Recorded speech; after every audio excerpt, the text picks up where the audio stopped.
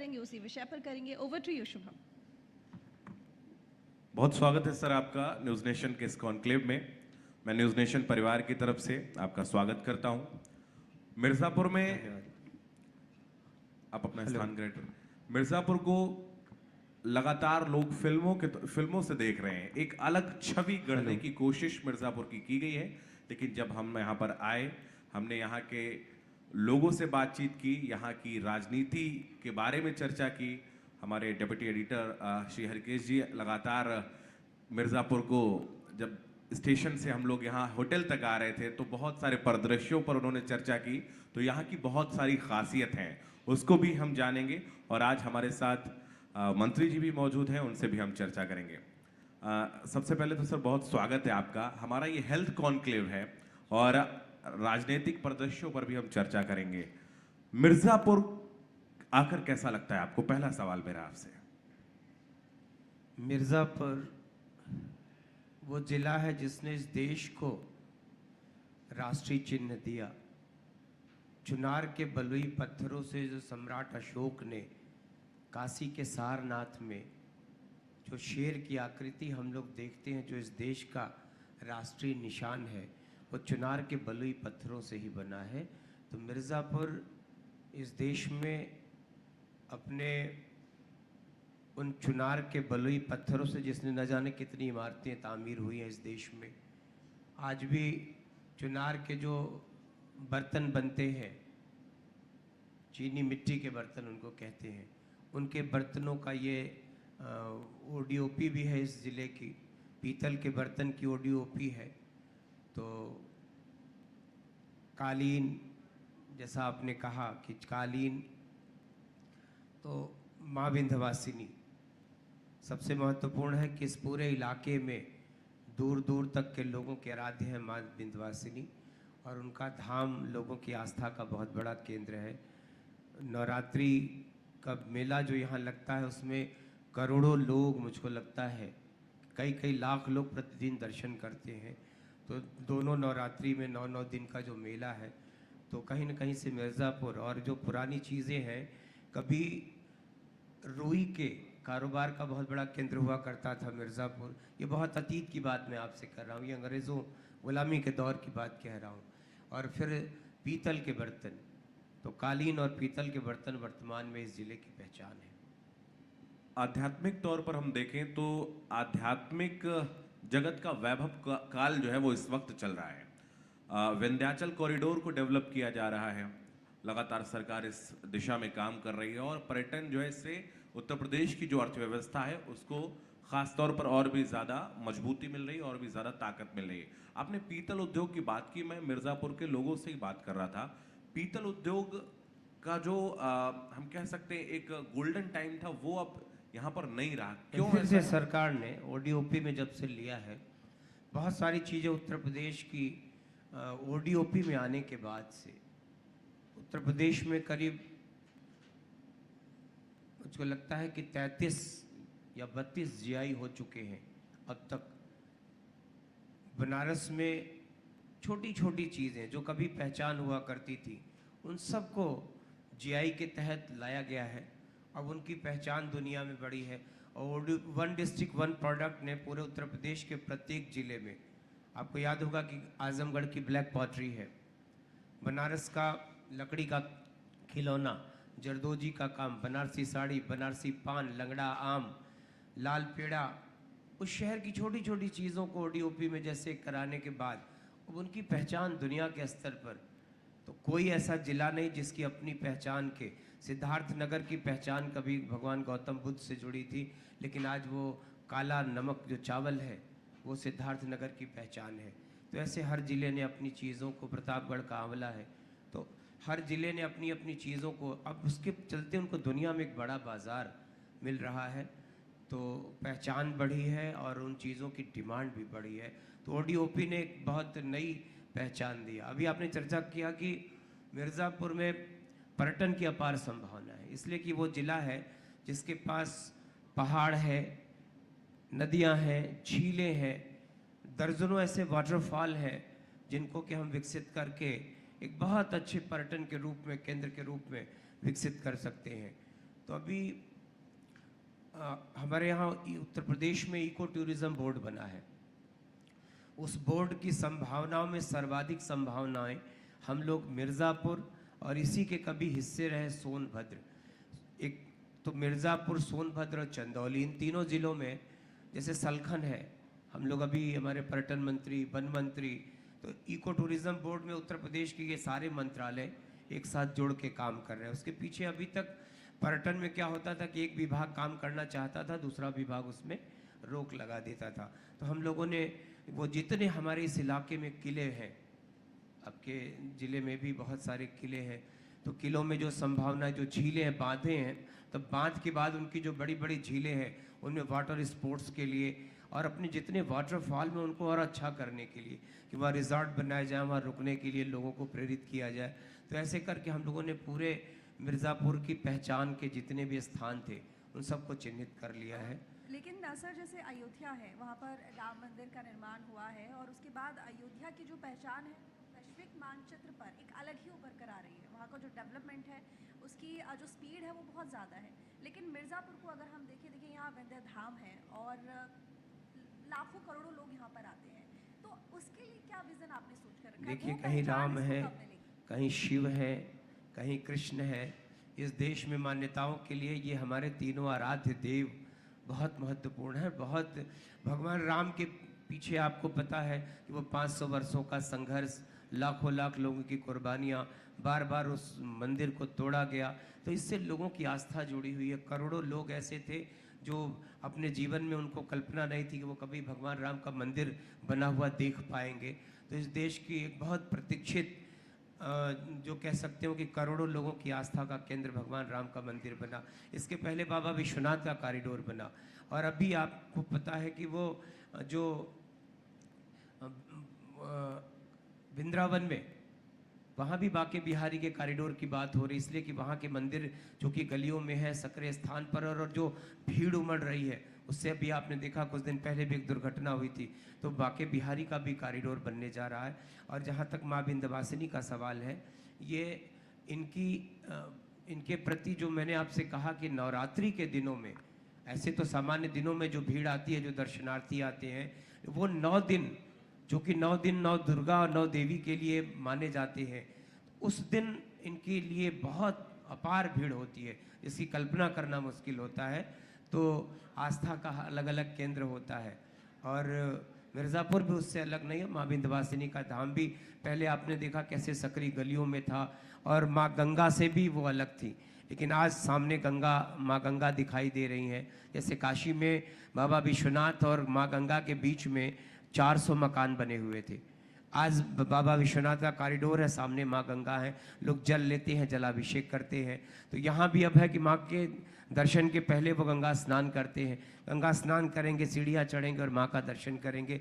और स्पेसियस, अब उनको उस मंदिर में लाखों लोग समा सकते हैं, ऐसा एक स्थान बन गया है। तो अभी तक भीड़ में बहुत सारे लोग तो आने में इसलिए डरते थे कि भीड़ में, मतलब उन गलियों से गुजरना, उस भीड़ को कंट्रोल करना, इस शहर के प्रशासन के लिए भी एक बहुत बड़ी जिम्मेदारी हुआ करती थी।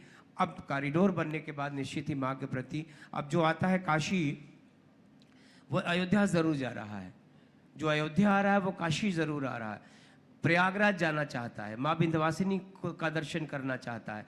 अब ये समझ लीजिए कि इस देश में टूरिज़्म के लिहाज से एक गोल्डन ट्रायंगल हम कह सकते हैं, जो कभी किसी दौर में खजुराहो, जयपुर और दिल्ली, आगरा को कहा जाता था, लेकिन वर्तमान में इस देश का जो स्पिरिचुअल टूरिज़्म है उस मामले में ये बेस्ट ट्रायंगल है, वाराणसी, अयोध्या और प्रयागराज। और माँ का इन प्रयागराज और काशी के बीच में हर सबकी गाड़ियाँ अब यहाँ मुड़ने लगी हैं माँ के दर्शन के लिए। गोल्डन ट्रायंगल तो ठीक है, लेकिन क्योंकि अब परिवहन विभाग आप देख रहे हैं, तो इन तीनों एरियाज की कनेक्टिविटी के लिए आप क्या बेहतर कर रहे हैं? मैं आयुष का मंत्री हूँ। बिल्कुल, सॉरी, माफ कीजिए जी।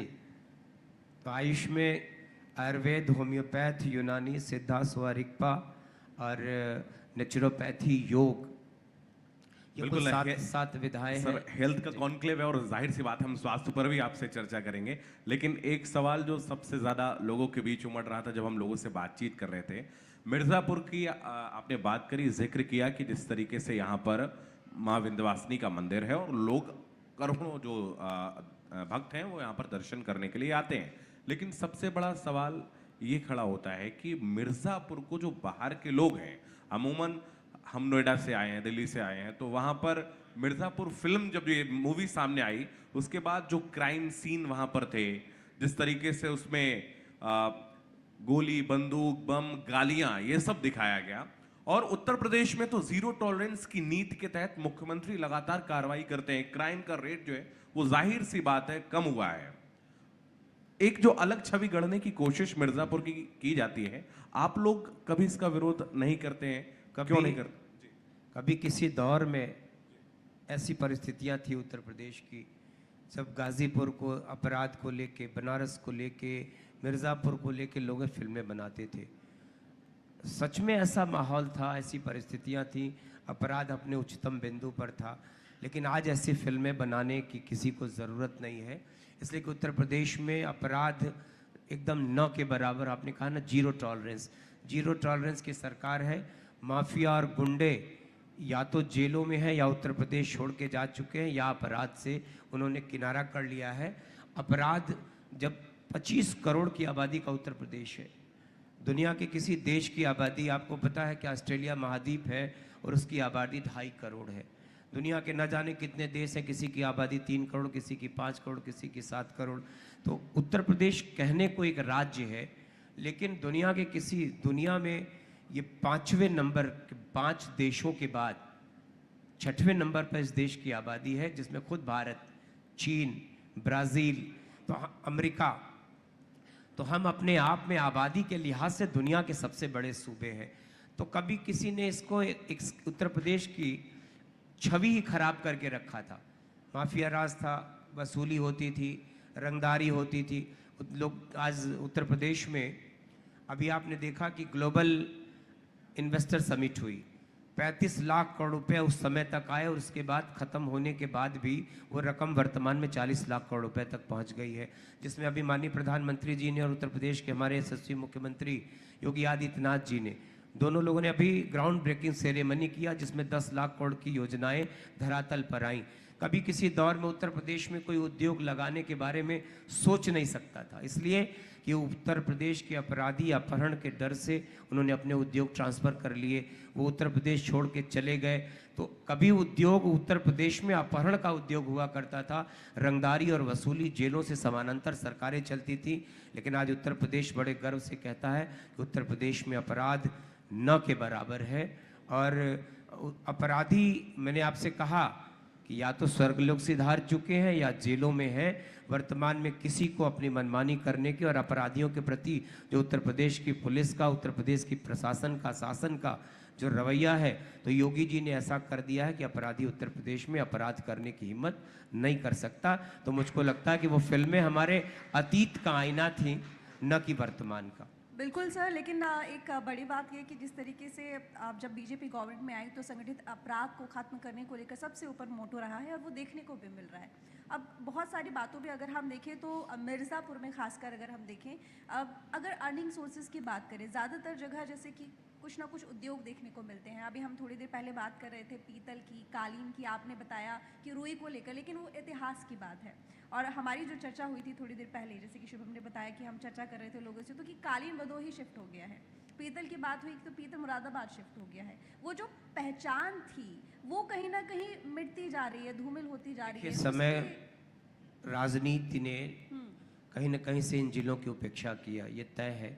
वर्तमान में पिछले 10 वर्षों में यहाँ की सांसद, देश की हमारे माननीय नरेंद्र मोदी जी की जो कैबिनेट है, प्रधानमंत्री जी की, उस कैबिनेट की हिस्सा है, और उन्होंने मिर्ज़ापुर को लेके बहुत सारे विकास के काम किए। अभी तत्काल मैं आपको बताऊं कि अभी हमारे नितिन गडकरी जी जो केंद्रीय परिवहन मंत्री हैं, उन्होंने मिर्ज़ापुर को एक बहुत बड़ी सौगात दिया। माँ विंध्यवासिनी को जोड़ते हुए हमारे जो हाईवे है वाराणसी प्रयागराज, उसको जोड़ते हुए एक 6 लेन सड़क का और एक 6 लेन के पुल का यहाँ उन्होंने तोहफा दिया। मिर्ज़ापुर में जब से हमारी सांसद हैं वर्तमान में अनुप्रिया जी, उन्होंने बहुत से काम किए। विकास के पैमाने पर, विकास के नक्शे पर मिर्ज़ापुर की अलग पहचान बढ़ी। पहले तो सड़कें अच्छी नहीं थी, पीने के पानी का बहुत बड़ा संकट था मिर्ज़ापुर में। तो आज हर घर नल से जल की योजना में बुंदेलखंड के बाद मिर्ज़ापुर और सोनभद्र, ये हमारे दोनों जो पहाड़ी ज़िले थे, इन सबको प्राथमिकता में रख के हर घर नल से जल देने के बाद अब जो पानी की बहुत बड़ी समस्या थी, तो अब अस्पतालों के रूप में यहाँ मेडिकल कॉलेज, यहाँ स्टेट उत्तर प्रदेश की सरकार ने एक राज्य विश्वविद्यालय दिया। तो जब सड़कें, पुल, अस्पताल, शिक्षा के लिए हमारे मेडिकल यहाँ अपना मेडिकल कॉलेज बन गया, इस ज़िले में एक हमारा राज्य विश्वविद्यालय बन रहा, तो जब सड़कें होंगी, अस्पताल होंगे, शिक्षा का काम होगा, उद्योग लगेंगे, तो निश्चित ही जब हम इंफ्रास्ट्रक्चर देते हैं तो उद्योगपति, व्यापारी अपने आप में अपने उद्योग को बढ़ावा। मैंने आपसे कहा कि किसी दौर में उद्योग के लोगों ने छोड़ा अपने शहरों को, इसलिए कि उनसे वसूली मांगी जाती थी, उनके बेटों के, उनके परिवार के लोगों के अपहरण हुआ करते थे। बिल्कुल। तो वर्तमान में मिर्ज़ापुर भी किसी से पीछे नहीं है विकास के मामले में। बिल्कुल, कानून व्यवस्था आपका बड़ा मुद्दा रहा है और उसकी बदौलत आप चुनकर आए, ये पूरा प्रदेश जानता है, देश जानता है। विकास के कई बिंदुओं पर हमने चर्चा की, स्वास्थ्य पर अब हम बात कर लेते हैं। मैं अभी अपने हमारे वाराणसी के ब्यूरो चीफ हैं सुशांत मुखर्जी, उन्होंने मुझे बताया कि यहाँ पर ख़ासतौर पर मिर्ज़ापुर की अगर हम बात करें तो यहाँ पर स्वास्थ्य सुविधाएं बहुत बेहतर नहीं थी, अस्पताल यहाँ पर नहीं थे। लोग जब पेशेंट को लेकर जाते थे वाराणसी तक, तब तक उसकी डेथ हो जाती थी। चीज़ें बदली हैं लगातार, कई बड़े हॉस्पिटल्स यहाँ पर आए हैं, लगातार सरकार इस ओर काम कर रही है। कौन से अभी वो बिंदु बाकी हैं जिस पर अभी भी काम होना बाकी है और आपकी उस पर मुखरता रहेगी कि आप इस क्षेत्र को और भी ज़्यादा स्वास्थ्य के क्षेत्र में विकसित करने की कोशिश करेंगे? देखिए, वर्तमान की जो हमारे योगी जी की सरकार है, उस सरकार की प्राथमिकता में स्वास्थ्य है। पहले किसी दौर में यहाँ के जो जिला के अस्पताल हुआ करते थे, उनकी स्थिति यहाँ बहुत ख़राब हुआ करती थी, लेकिन आज अस्पतालों में वो सारी सुविधाएं हैं, वो सारी मशीनें हैं, जिनसे कि आप अब नहीं कहना पड़ेगा कि आपको किसी को इमरजेंसी पड़े तो किसी को बनारस जाना पड़े भाग के। बहुत सारा ट्रीटमेंट अब इन जिलों के अस्पतालों को बहुत अच्छा किया गया। जितने हमारे प्राथमिक स्वास्थ्य केंद्र हैं, जितने CSC और PSC हैं, उन सबको उच्चीकृत किया गया। अस्पताल में अब आपको CT scan, ultrasound, MRI, medical college बनने के बाद से दोनों के कॉम्बिनेशन ने अब इस ज़िले को स्वास्थ्य के मामले में बहुत अच्छा कर दिया है। अब कभी आप यकीन नहीं करेंगे कि किसी को अगर डायलिसिस कराना हो तो उनको भी बड़े अस्पतालों का मुंह देखना पड़ता था, लेकिन आज हर जिले के जो डिस्ट्रिक्ट के हमारे हॉस्पिटल हैं, उन सब में डायलिसिस की सुविधाएं हैं, CT स्कैन की सुविधा है। तो मैंने आपसे कहा कि अब वो अस्पताल जिनकी पुरानी आप बात कर रहे हैं, वर्तमान में अस्पतालों का इंफ्रास्ट्रक्चर बहुत बड़ा है।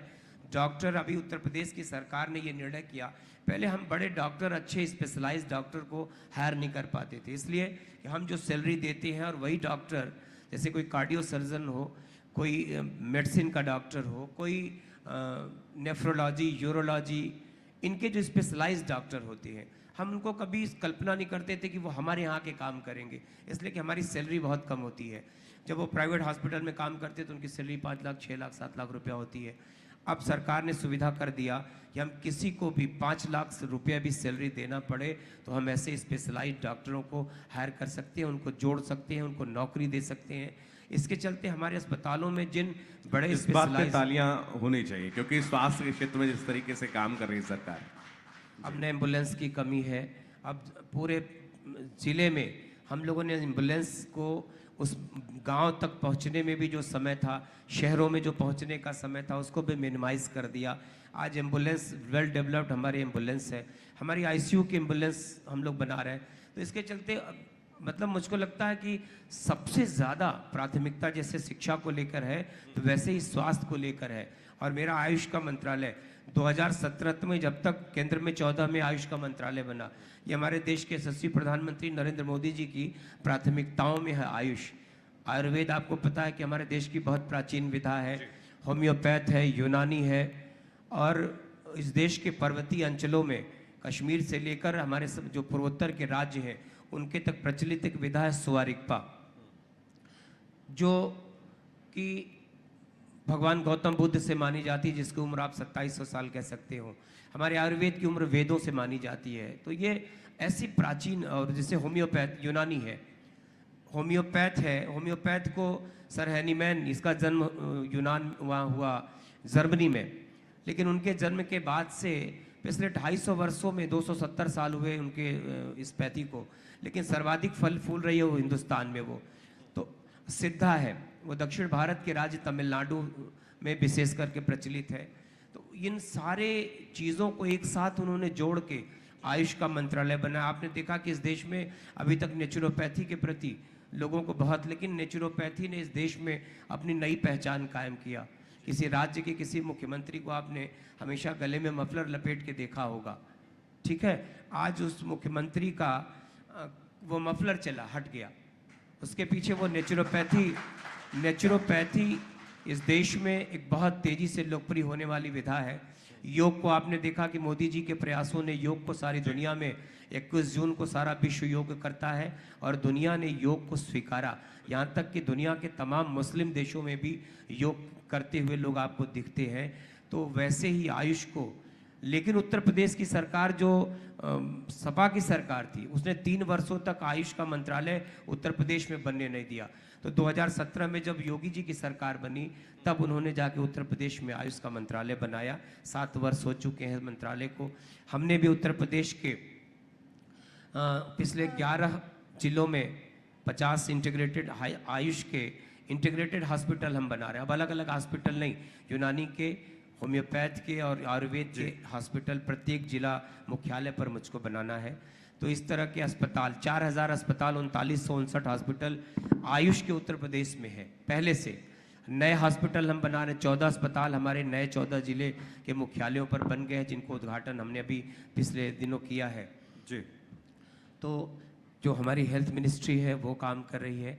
हमारे आयुष के विभाग के हमारे जो अपने अस्पताल हैं, हमने आपसे बताया कि कुल छोटे बड़े 4000 हॉस्पिटल है, 21 मेडिकल कॉलेज हमारे पास है। हमारे पास भी आयुष का विश्वविद्यालय नहीं था, तो गोरखपुर में महायोगी गुरु गोरक्षनाथ आयुष का विश्वविद्यालय बना रहे हैं। तो ऐसे करके इन सारी विधाओं को सरकार ने जिस तरीके से प्रमोशन दिया है, जिस तरीके से महत्व दिया है केंद्र से लेके प्रदेश तक, कि जब ये हमारे डबल इंजन की सरकार है तो विकास आपको दिखाई दे रहा है। और हर विधा में, आपने स्वास्थ्य की बात किया, आप जिले में अपने स्तर से आप एक दरियाफ्त कर सकते हैं कि कल और आज की परिस्थितियां कितनी बदली हैं। अब हमारे पास विशेषज्ञ डॉक्टरों की कमी नहीं, दवाओं की तो पूरे प्रदेश के किसी हॉस्पिटल में, चाहे वो हेल्थ की दवाएं हो, एलोपैथ की, मॉडर्न मेडिसिन की, चाहे आयुष की दवाओं की, कोई कमी नहीं है। तो बड़े ही आसानी से दवाएं और इलाज उत्तर प्रदेश के लोगों को उपलब्ध है। बिल्कुल। तो सुश्रुत और चरक की जो विधा है, जो भारत ने ऐसे महान चिकित्सक दिए हैं और उसको अब उत्तर प्रदेश सरकार आपके नेतृत्व में आगे बढ़ा रही है, ये बहुत ही गौरव की बात है।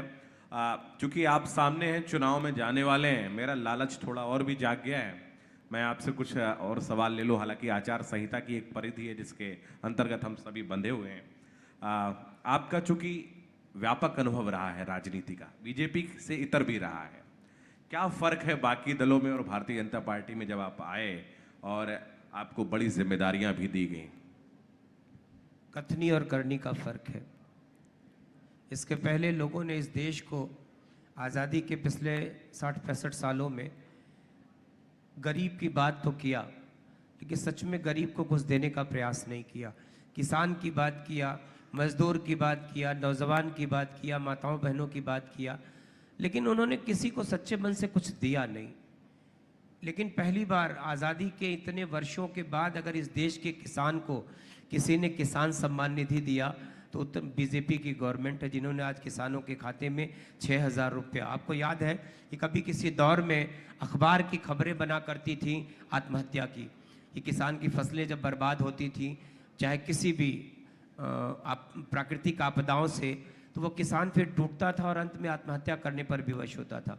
लेकिन आज उत्तर प्रदेश ही नहीं, देश का कोई किसान आपको ऐसी खबरें पढ़ने को नहीं मिलती, इसलिए कि हर किसान के घर में दो 3 लोगों को किसान सम्मान निधि मिलती है। पहले यूरिया की क्राइसिस हुआ करती थी। यूरिया की जब किसान की बुआई का समय आता था तो यूरिया मार्केट से गायब नहीं, माननीय नरेंद्र मोदी जी ने पहला काम किया, नीम की कोटिंग करा दिया, यूरिया की नीम कोटेड यूरिया। फिर उन्होंने आजकल लिक्विड यूरिया कर दिया है। अब हमको बड़ी बड़ी बोरियों में किसान को बोरियां लाद के अपने कंधे पर नहीं ले जाना पड़ता। सिंचाई के लिए सोलर पंप गांव-गांव में किसानों को दिए जा रहे हैं। हमारे यहाँ हर घर नल की योजना गांव में भी पहुंची है, तो अब पीने का शुद्ध पानी मिल रहा। स्वास्थ्य की बात आपने देखा कि गांव-गांव हमारे प्राथमिक स्वास्थ्य केंद्र लोगों को इलाज दे रहे हैं। किसान को जब सुविधाएं मिली तो किसान ने भी अपनी किसानी को बहुत अच्छा कर लिया। अब उनको अपने उपज का अच्छा वाजिब मूल्य मिल रहा है। अब उत्तर प्रदेश के किसी किसान का गन्ना का 1 रुपए का बकाया नहीं है। आज हमारी सारी चीनी मिलें, कभी यहीं औराई की चीनी मिल से लेकर देवरिया तक की करीब 24 चीनी मिलें हुआ करती थी, जो पिछले दौर की सरकारों ने बेच दिया शराब के ठेकेदारों को। चाहे वो नंदगंज की सिहोरी की चीनी मिलों बंद हो गई, शाहगंज की चीनी मिल पिछले बसपा की सरकार ने बेच दिया माफियाओं के हाथ में। लेकिन उत्तर प्रदेश की सरकार ने सारी चीनी मिलें आज चल रही हैं, किसी का गन्ना का 1 रुपया बकाया नहीं किसानों का। तो मजदूरों के लिए जितनी योजनाएं आपने कहा कि गरीब की गरीबी मिटाने के लिए, आज पिछले 4 वर्षों में देश के 80 करोड़ हमारे जो गरीब लोग थे जिनको अनाज की कमी थी, उन सबको मुफ्त में अनाज ही नहीं दिया, रिफाइन दिया, उनके साथ चना दिया, उनको बहुत सारी चीज़ें राशन की दुकानें से मिली। आज इस देश में कोई नहीं कह सकता कि कोरोना के काल में भी इस देश में किसी को अनाज की कमी हुई हो। आज गरीब को अनाज देना, उनको रोजगार देना, जी, चाहे मनरेगा का रोजगार हो, चाहे प्रधानमंत्री विश्वकर्मा योजना हो, 18 प्रकार के कामगारों को अभी देश के प्रधानमंत्री जी की जो योजना है, उसके पहले हम विश्वकर्मा सम्मान योजना चला रहे थे। उस योजना में हमने गांव के सारे जो भी काम करना चाहता है उन सबको, जैसे हलवाई है, नाई है, अब कपड़ा धोने का काम है, अगर वो नए सिरे से शुरू करना चाहता था, राजगीर का काम है तो उनको हलवाई का काम है, तो फिर उनको 1 हफ्ते की ट्रेनिंग करा के, ट्रेनिंग में भी 500 रुपया प्रतिदिन के हिसाब से उनको पे करते थे। फिर उनको 15,000 रुपये का किट देते थे कि अब जाके वो समाज में अपना काम करे।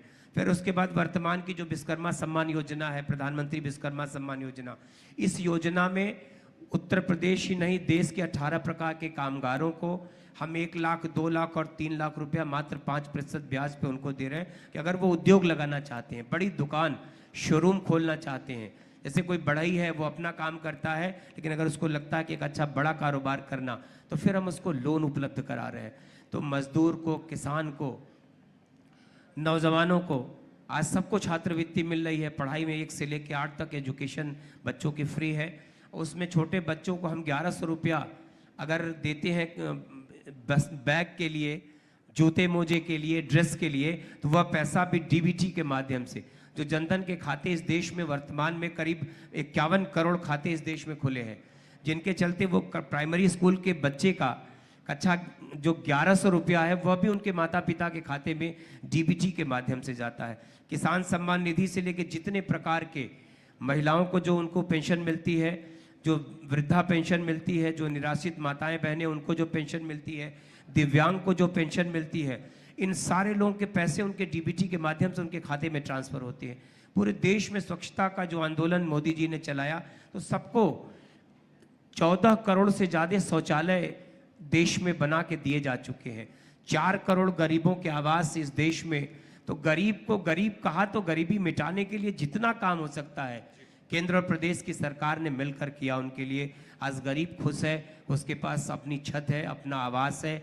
गरीब खुश है कि उसको खाने को अनाज मिलता है। गरीब खुश है कि गांव में रहता है तो गांव में उसको रोजगार है, उसके हाथ वो कामगार है वो, तो कोई भी काम करके अब रेहड़ी पटरी ठेला व्यवसायी, प्रधानमंत्री स्वनिधि योजना में पहले यही छोटे छोटे कारोबार के लिए लोग ब्याजखोर और कर्जखोरों से पैसा लेके अपनी जिंदगी तबाह कर लेते थे, लेकिन आज 10,000 रुपया उनको 1 वर्ष में दिया जाता है बिना ब्याज के। रेहड़ी पटरी ठेला कुछ भी आप अपना काम करिए, चाहे आज सब्जी बेचिए, चाहे मोमोज का ठेला लगाइए, उन 10,000 रुपये को आपको सरकार को बैंक को वापस कर देना है। फिर अगले वर्ष सरकार आपको 20,000 रुपया देगी। उस दूसरे वर्ष में अगर आपने 20,000 रुपया वापस कर दिया तो पहले वो रकम 30,000 हुआ करती थी, लेकिन वर्तमान सरकार ने उसको बढ़ा के 50,000 रुपया कर दिया। आपको यह पैसा बिना ब्याज के सिर्फ अपना पेट चलाने के लिए, रोजी रोटी चलाने के लिए, एक सबसे बड़ी योजना है जो यहाँ कुछ हमारी माताएं बहनें भी बैठी हैं, उसमें स्वयं सहायता समूह गांव-गांव की महिलाओं को आत्मनिर्भर बनाने के लिए इस देश में वर्तमान में 1 करोड़ स्वयं सहायता समूह बनाए गए हैं। उन प्रत्येक सहायता समूह में 10 महिलाओं का ग्रुप होता है, जिनको सरकार एक निश्चित रकम देती है, जैसे 1,40,000 रुपया उनको मिला तो उस पैसे को वो आपस में बांटती हैं और हर बहन उससे अपना काम करके पैसा अपनी सोसाइटी में जो उनकी कमेटी बनी है उसमें वो वापस करती है। तो इन स्वयं सहायता समूह से देश की 10 करोड़ महिलाएं जुड़ चुकी हैं। 1 करोड़ स्वयं सहायता समूह के चलते उसमें जुड़ी 10 महिलाओं में, एक गांव में 10-10 स्वयं सहायता समूह है। पूरे गांव में सामुदायिक शौचालय बनाए गए हैं, उनकी भी देखरेख महिलाओं के जिम्मे दी गई। अभी आपने देखा कि 1 करोड़ ड्रोन इस देश में हमारी माताओं बहनों को दिया गया, जिनको ड्रोन दीदी का नाम दिया माननीय नरेंद्र मोदी जी ने। तो वो ड्रोन दीदियां भी आत्मनिर्भर हैं, वो अपने से गांव की किसानी में लोगों को सहयोग कर रही हैं जी। वो अपने पैरों पर खड़ी हो रही हैं। उनको भी मोदी जी ने अभी 2 करोड़ संख्या उनकी और बढ़ा दिया, तो 3 करोड़ ड्रोन दीदियां हो गई। 1 करोड़ स्वयं सहायता समूह की हमारी 10 करोड़ बहनें हो गई जो आत्मनिर्भर हैं, अपने से अपना रोजगार करती हैं। अभी आपको एक बात को सुन के मेरी खुशी होगी कि माननीय प्रधानमंत्री जी काशी में आए थे, तो उन्होंने एक स्वयं सहायता समूह की बहन से बात किया। उन्होंने कहा कि हम अपना तो करते ही हैं, हमने अपने पति को कारोबार करा दिया। जब महिला अपना परिवार चला रही हैं, अपने पति तक को, बेरोजगार पति को एक महिला बड़े फक्र से कह रही है कि हमने अपने पति को रोजगार करा दिया। ये बदले हुए वक्त की महिलाएं हैं जो आत्मनिर्भर और अपने पैरों पर खड़ी हैं। दूसरा, जितने काम हुए वो धरातल पर उतरे। सबसे बड़ी कामयाबी का इस सरकार की जो सबसे बड़ी उपलब्धि है कि हमने आपसे कहा कथनी करनी में कोई फर्क नहीं, तो देश से अपने जितने भी वायदे किए उन सबको पूरा कर दिया। ऐसे वायदे, कश्मीर का 370 हटाना हो, 35 हटाना हो, भगवान राम का मंदिर बनाना हो। इस देश के करोड़ों लोगों को लगता था कि हम भगवान राम के मंदिर को कभी बनता हुआ नहीं देख पाएंगे। आज रामलला के भव्य मंदिर में प्राण प्रतिष्ठा भगवान की हो गई। बाबा विश्वनाथ का कॉरिडोर हो, महाकाल का कॉरिडोर हो, उतने ही नहीं, केंद्र ने इस देश के सारे उन मंदिरों को, आपको ये यात्रा शुरू हुई है सोमनाथ मंदिर से। सोमनाथ की भगवान की यह यात्रा आज देश के उन तमाम हमारे ज्योतिर्लिंगों से होती हुई देश के सर्वाधिक प्रतिष्ठित मंदिरों के भी, कभी किसी ने इन मंदिरों की सुधि नहीं लिया। उत्तर प्रदेश की सरकार ने अपने किसी भी गांव के भी उपेक्षित जो मंदिर हुआ करते थे, जो हमारे अतीत की धरोहरें थी, तो प्रत्येक ब्लॉक के जिला, तहसील और ब्लॉक में भी अगर ऐसा कोई मंदिर था तो उनको उत्तर प्रदेश की सरकार ने उन मंदिरों का जीर्णोद्धार किया जो हमारे अतीत की धरोहरें हुआ करती थी। तो ऐसे करके एक सरकार है जिसने जो कहा वो करके दिखाया। आपको याद होगा कि देश की कोई एक ऐसी सरकार हुआ करती थी जो इस देश की एक मुस्लिम बहन को, शाहबानो का केस आपको याद होगा, सुप्रीम कोर्ट का फैसला था और उसको इम्प्लीमेंट किया राजीव गांधी जी की सरकार ने, और अगले दिन इस देश में बगावत हुई और उनको अपना वह फैसला वापस लेना पड़ा।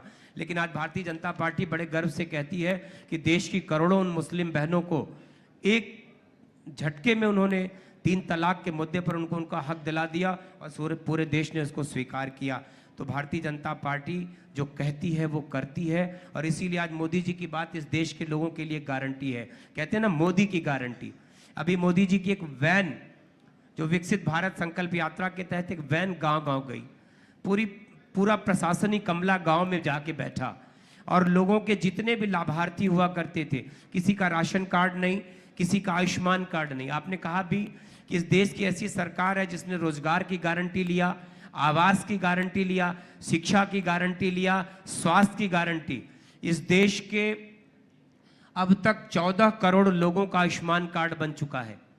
अब 5 लाख रुपया एक परिवार में पति पत्नी और उसके 2 बच्चों के इलाज के लिए। आप कल्पना करते हैं कि जिस इलाज के 2-4 लाख रुपए की जरूरत के लिए कभी रिश्तेदार और आपके दोस्त, आपका सगा, अपना परिवार साथ नहीं देता था, आज इस देश के इतने परिवार के लोगों को पति पत्नी और 2 बच्चों के इलाज के लिए 5 लाख रुपया प्रति वर्ष। जोरदार तालियां हो जाएं। और ये आयुष्मान कार्ड बहुत बड़ी योजना है और जाहिर सी बात है ग्रामीण अंचल के लोगों को इसका बहुत बड़ा लाभ भी मिला है।